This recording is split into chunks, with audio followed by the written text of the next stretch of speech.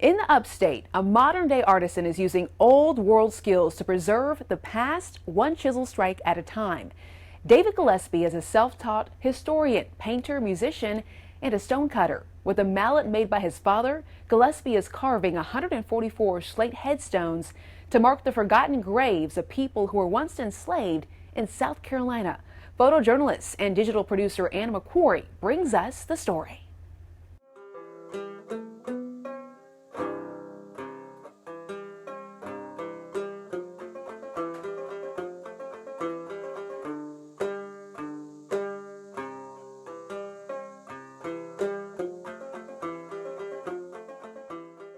So we're not morbid or weird type people. We very much are normal people in some sense of the word.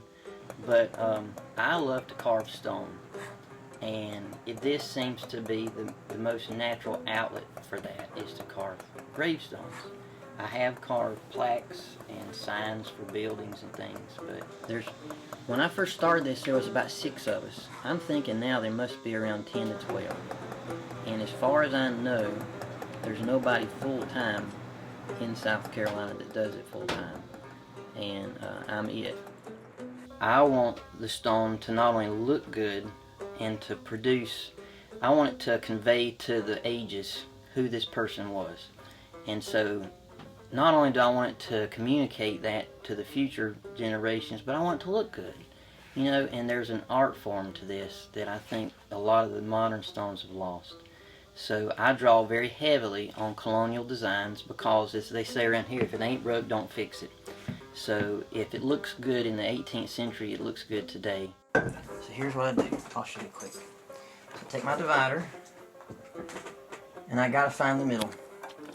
So that's not the middle, so I have to squeeze it open a little bit more. And that's too far. So I just go.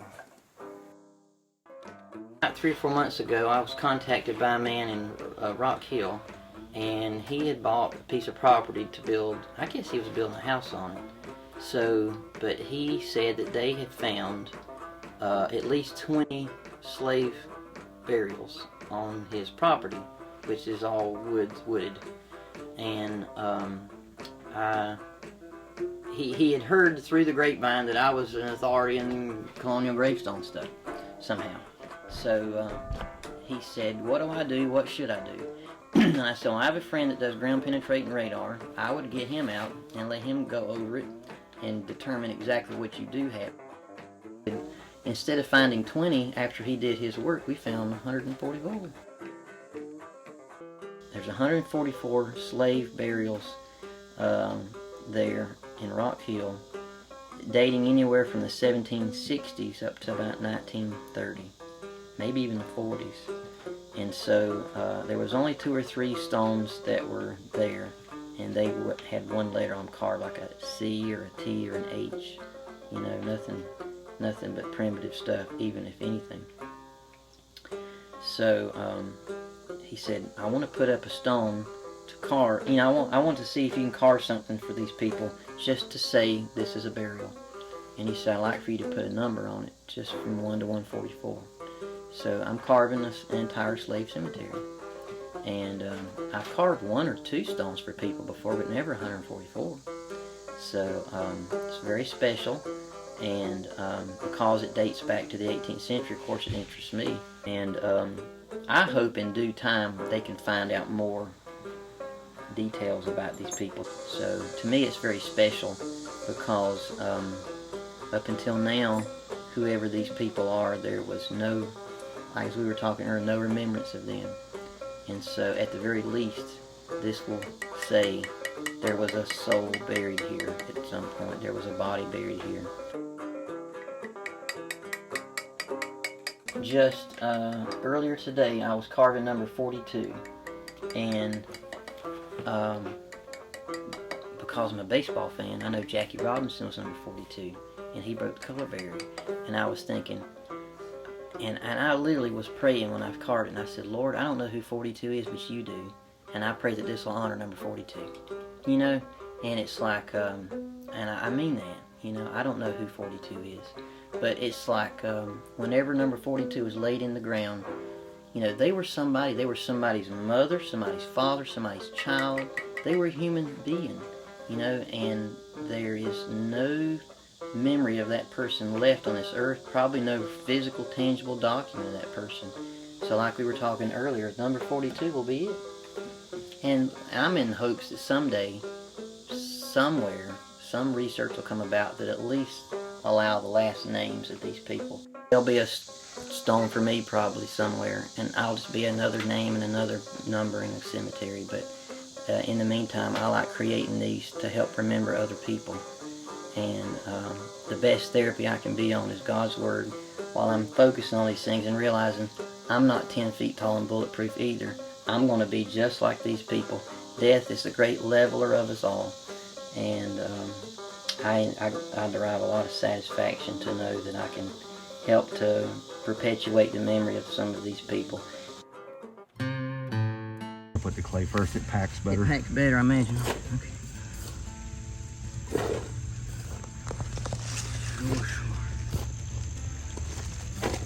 In the first swing at it, we delineated a 100-foot by 100-foot area. We found 122 graves, and just because we had a little extra time, we ran up and down just looking for others.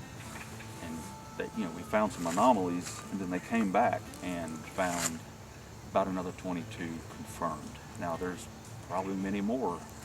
We just couldn't confirm them. We were looking for 3 corners. It's kind of one of those fascinating things that in history that gravediggers really did a good job. It was kind of like their last service to somebody, so the walls are nice and straight, the corners are sharp. And so we could really see it on the radar. But there's other ones like where the trees have grown up through it. They'll destroy it'll disturb the ground. You can't see it. And so there's 144 confirmed. And this land's in an easement, so it's never going to be developed. So we just decided to put markers on it. And we looked at all different kind of markers. And then I ran into David, and he sort of sold me on the idea of slate, because most everything else will dissolve in time. This doesn't. Stable. This would have been what would have been used in their time, and it lasts. Slate from the 1700s looks like it was carved yesterday, where marble or other stones that we use will dissolve and kind of erode away in time. Slate's stable. That artisans such as David are going away and they're treasures, and we should make a greater effort to enable folks like David who have a skill set that is just disappearing to flourish and keep that skill set and share it with other people. And so it's the first time I went, the first 50 I went and picked up, it was pretty wild seeing them all laid out and nice. And he'd sent me a couple samples to make sure that it was, so I'd seen them, but seeing them all en masse was pretty, it's like, oof. Because, not only was it just kind of like really impressive looking, it was like, that's a lot of work coming up. So, it's like, well, let's get to it. Put it in there good. So there is the last one, 144 of 144. Although the rest of them have a long way to go, but that's the one that I actually signed. So that way somebody one day would look and say, oh, well, these haven't been placed but just in the last so many years. So otherwise they might not understand. So it becomes a part of the story. In fact, I carved one for a 10-year-old boy that had a rare form of cancer in Lancaster, Pennsylvania, and not far from where her mother lives. And so every time we go up, not every time, but as often as we can, I'll go by there, and the parents don't even know it, but I come by and I check on it, because it's my first big commission, and it means something to me, because we know them now, we didn't before, and that stone is a part of me, just like it's a part of them. And so I helped the father set it in the snow, and he never had set one before. And I told him, I said, I want you to dig the hole. I'm going to tell you how to do it. I'm not going to touch anything. I'm going to be standing there with you. And I said, and if you need my help, I'm going to be right there with you. And we did. And while we were setting the stone, it started snowing, the first snow of the year. And I said, now think about it. I said, if it had been a degree or two warmer, it would have been miserable raining. But instead, the Lord made it snow, and now it's a great memory, and you'll always have that. Even though it's a sad memory, it was sweetened by sweet things. And so every time we go by there, I think about me and Mr. Gregory sitting that pretty little stone. And his little boy, he was 10 years old, you know. I can't imagine. So when I go by there, I never met Monty, but I see that stone out there, and it's like I'm thankful I was a part of something special. And I'm so thankful that I got to sit it, you know, and be a part of that with him. And just remember the snow. It was beautiful, you know. If you'd like to know more about David's work, just go to our website to see this story. And if you would like to know more about the cemetery, you can also find that story on our website as well.